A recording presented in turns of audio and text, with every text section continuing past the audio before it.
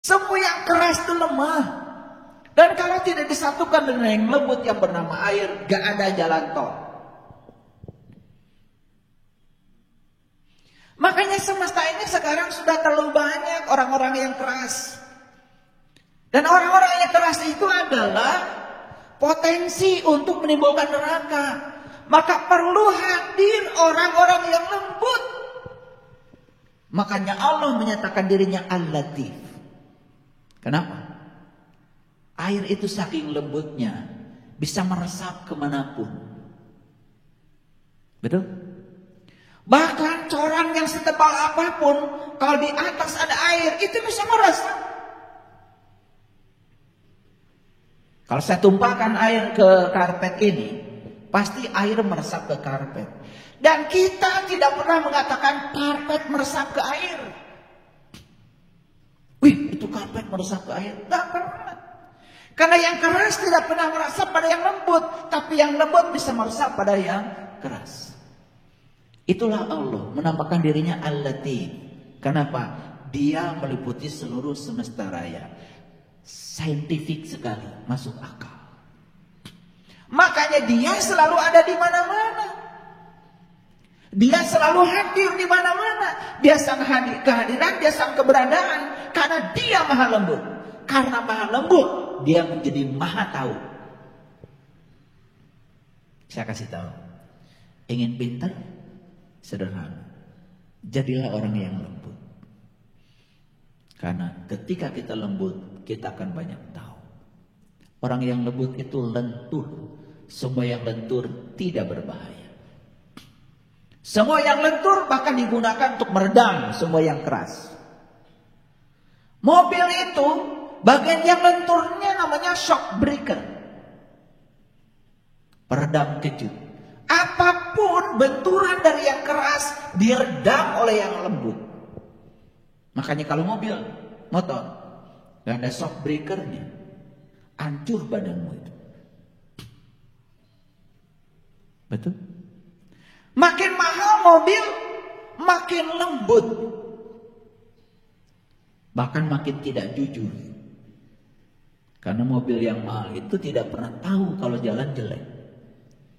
Itulah sebabnya jangan heran kalau para pejabat tidak pernah tahu jalan rusak.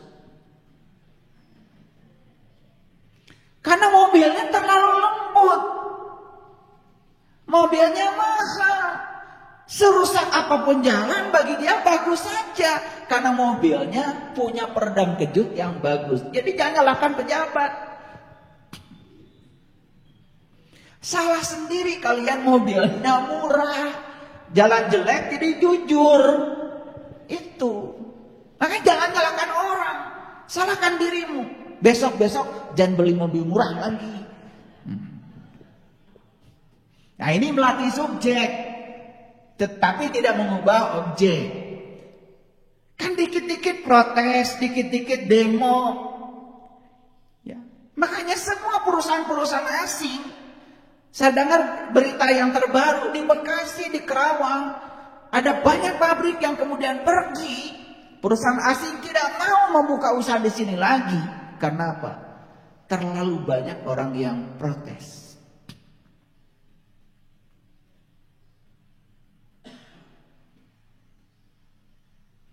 Kita tutup terlalu banyak menuntut orang lain.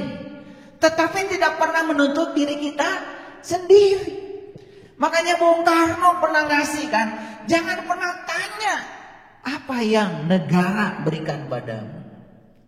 Tapi apa yang bisa kamu berikan pada negara. Itu yang disebut dengan negarawan itu begitu. Selalu punya tanggung jawab memikirkan yang banyak. Makanya saya sering mengatakan, siapapun orang yang sudah menemukan berkah dalam hidupnya, maka dia sudah menemukan tujuan hidup. Dan siapa yang mengembangkan berkahnya, sehingga berkah melimpah tanpa batas dari segala arah, dia bagikan pada semua orang yang perlu berkahnya, dia sudah menemukan arti hidup. Itulah sebaik-baiknya manusia yang berguna bagi yang lain. Ini boro-boro mikiran batu. Diri sorangan ge tulunganan. Rek kumaha nyaangan kanu poekeun ari urangna poe. Rek kumaha ngaudangkeun kanu sare urangna molorkeun.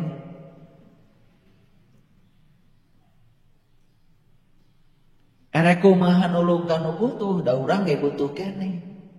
Rek kumaha nalang kanu susah da urang ge susah tulunganeun.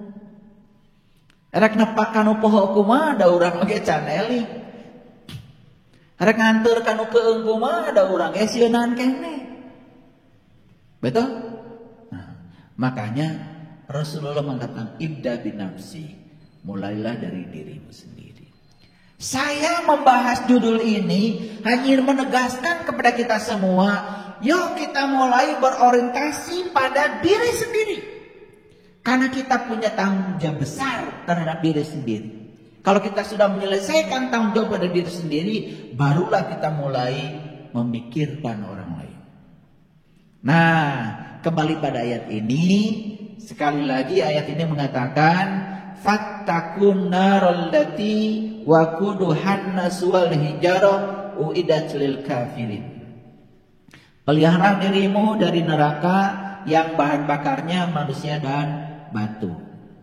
Jadi kalau bahan bakar neraka itu manusia, berarti nerakanya juga ada di sini. Ayo tunjuk manusia yang mana? Tunjuk. Ini kan? Ini kan? Ini tuh bahan bakar. Ini bisa jadi bahan bakar, bisa tidak, tergantung kita mau kebakar atau tidak. Namanya juga bahan bakar. Bahan bakar itu bahan yang mudah terbakar.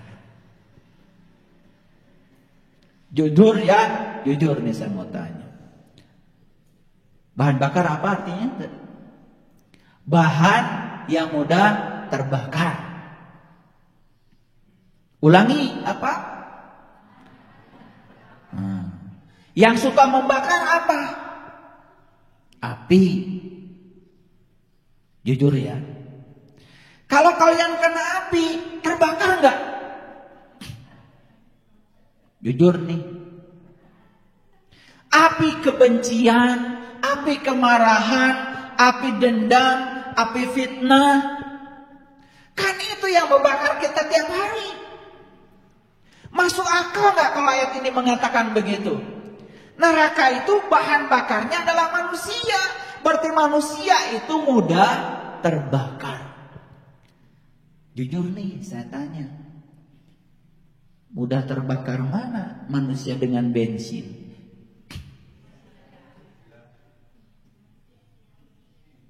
Mulai jujur ya. Karena selama ini kita mengatakan bahan bakar tuh Pertalite, Pertamax. Itu gak bahaya, terbakarnya pun di ruang yang khusus. Pertamax dibakar di ruang bakar, di dalam. Bahkan hasil bakar Pertamax mengeluarkan energi. Energi bisa memutarkan ban. Ban bisa mengantarkan kita kemanapun. Pesawat itu menggunakan bahan bakar. Kapal laut menggunakan bahan bakar. Truk menggunakan bahan bakar. Dan dengan adanya bahan bakar itu kan menjadi surga bahkan. Pertamax itu dibakar jadi surga. Buktinya kita bisa pergi kemanapun kita mau. Tapi kalau kalian terbakar, bahaya. Goreng patut. Tahu nggak? Iya. Makanya manusia terjelek itu manusia yang sedang dibakar oleh amarahnya. Jadi kalau kalian sampai sekarang belum tahu siapa yang terjelek di dunia ini, lihat kalian ketika sedang marah, ngaca, goreng patut.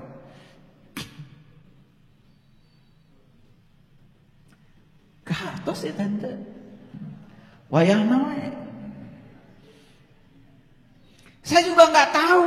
Kemarin ditanya sama tim kreatif ini, ayah Selasa besok judulnya apa? Itu suka langsung ngetik aja tangan saya. Dan saya juga nggak tahu kalau hari ini akan bicara ini.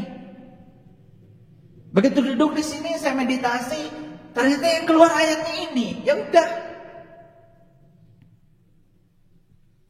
Ulangi.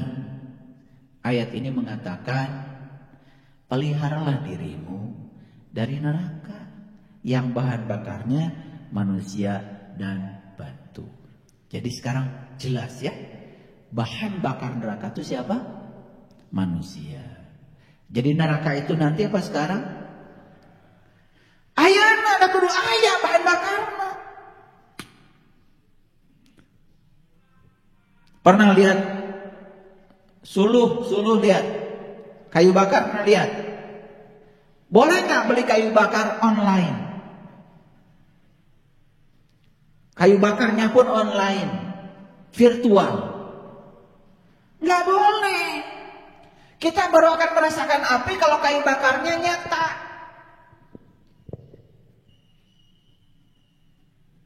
Nanti katanya di akhirat bahan bakarnya manusia kan tumpur.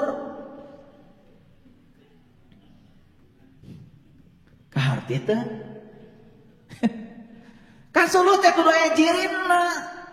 Kalau bahan bakar neraka itu manusia atau manusia nu kudu aya. Meka tingali ka beulangna. Jadi sekarang kita baru sadar, oh ternyata saya setiap hari sering terbakar. Makanya wajah kalian itu kelihatan kosong. Kayak saya sering disebut, kalian itu kayak uka-uka. Orang yang terbakar terus oleh ambisinya, terbakar oleh kemarahannya, terbakar oleh kesulitan pikirannya. Maaf, mau dibedakin kayak apa? Tetap gosong. Malah tambah goreng patut.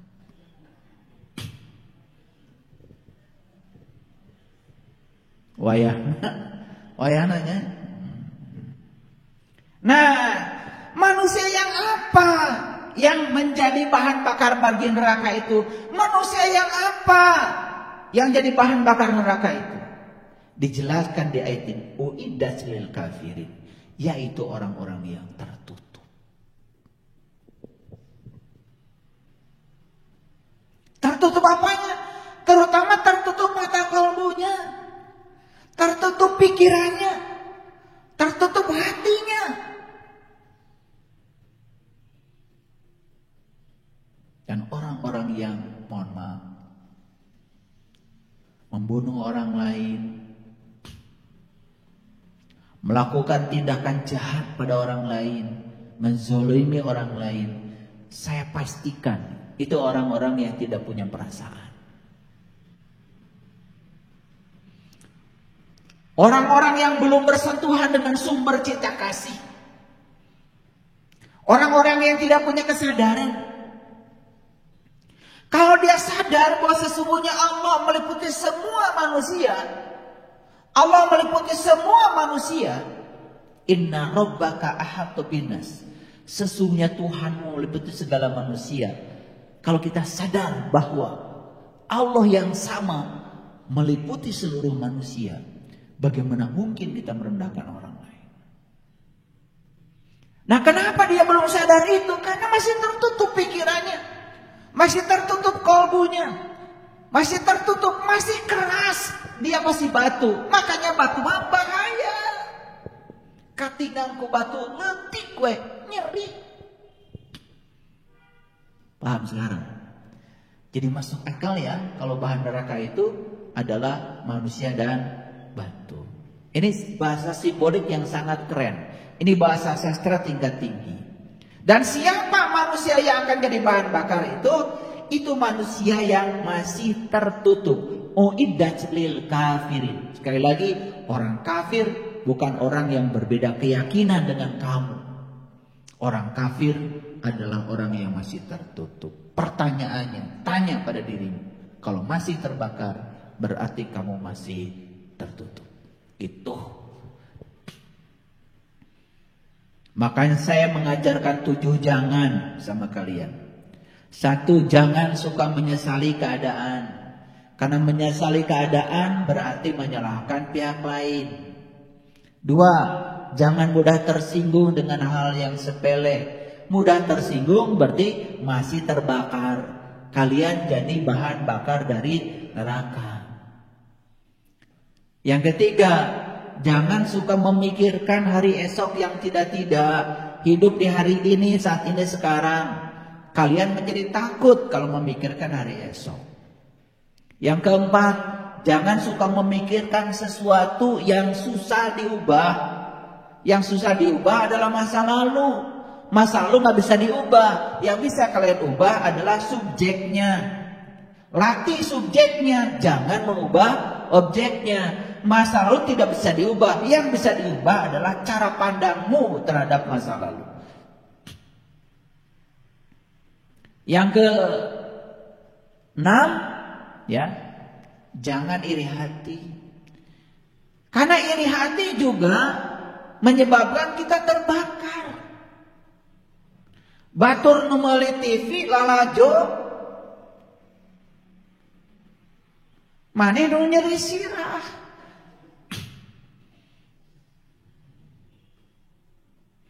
Batur nu meuli mobil, jalan-jalan, piknik,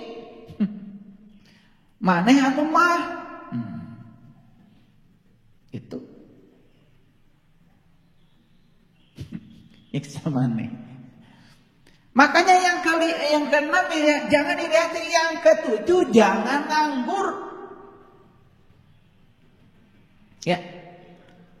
1, jangan menyesali keadaan. 2, jangan mudah tersinggung dengan hal-hal yang sepele. 3, jangan suka memikirkan hari esok yang tidak-tidak. 4, jangan memikirkan yang tidak bisa diubah. Ya. 5, jangan iri hati. 6, jangan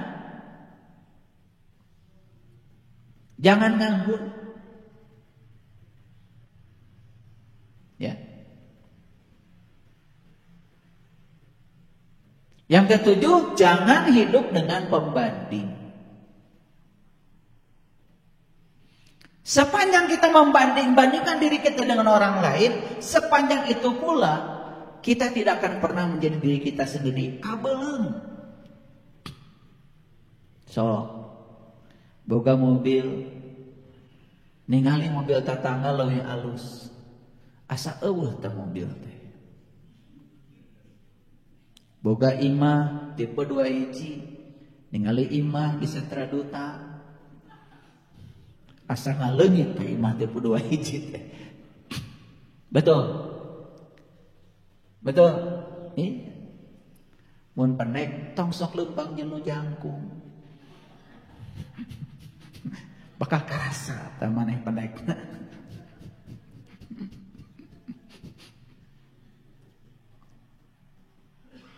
Itu cuma heureuy itu.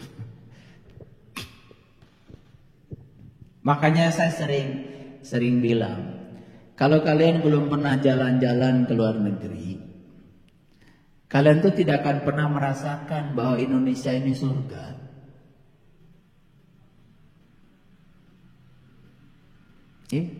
Kemarin ada sahabat kita baru pulang dari Eropa. Begitu ketemu saya, habis tuh bibirnya hitam-hitam, gararing. Suhu di sana -13 derajat Celcius. Belum lagi angin kencang. Ya. Begitu nyampe di Eropa, 2 minggu jalan-jalan di Eropa, yang dirindukan adalah Indonesia. Hayang buru-buru balik. Coba, geus bayar mahal, indit ka ditu, geus nepi ka ditu, hayang buru-buru balik. Geus make jaket anu kanel jika robot, tetep tiris. Coba kalian, bajunya kan gini aja dari dulu. Musim hujan kieu, musim panas kieu bogana eta. Betul? Aman di Indonesia, itu surga kan? Betul nggak? Saya pernah merasakan tinggal di Belanda, saya merasakan tinggal di Belgia, Saya pernah merasakan tinggal di Iceland. Tersiksa. Sampai akhirnya yang tidak biasa makan daging di sini, saya di sana makan daging. Yang tidak biasa makan anggur di sini, di sana minum anggur. Bisa membeku. Ya. Begitu keluar dari hotel, mau pergi-pergian, mobilnya udah nggak karu-karuan. Kenapa? Sudah terliputi oleh salju. Teka tingali tinu kaca. Poy. Kan kita mah alhamdulillah. Ya, seburuk-buruknya cuaca di Indonesia tetap surga. Ya. Iya, pernah saya bawa jamaah waktu umroh tuh ke Turki. Turki bukan musim salju, cuma musim dingin saja. Ya kan? Iya. Kalian keluar dari bis aja malah rungkut. Iya. Tuh. Makanya kalau kita pernah pergi